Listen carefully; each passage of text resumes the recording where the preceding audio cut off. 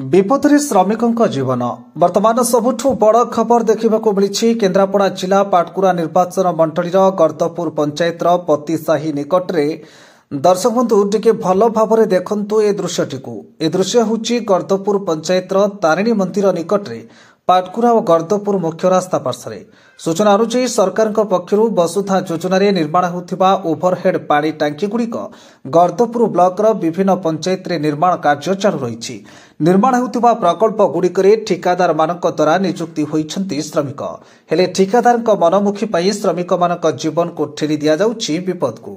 निर्माण होउछि पानी टांकी किंतु ठिकादार टांकीर निर्माण कार्य लुहा रेलिंग परिवर्ते व्यवहृत करुछन्ति बाउंस रे प्रस्तुत भारारे चढ़ी 50 फुट उपर श्रमिक माने बिना सेफ्टी बेल्ट रे करुछन्ति कार्य। ठिकादार एठी सरकारक समस्त नियम उल्लंघन करिछन्ति।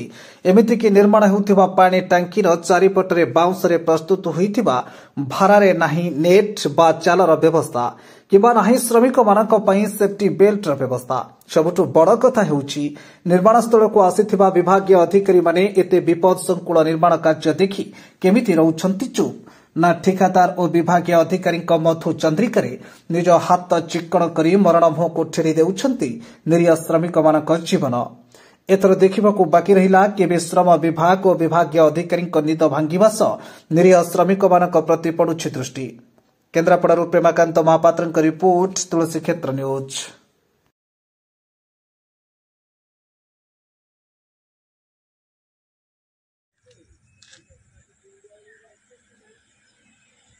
दुई मीटर बिना सेफ्टी बेल्ट काम हो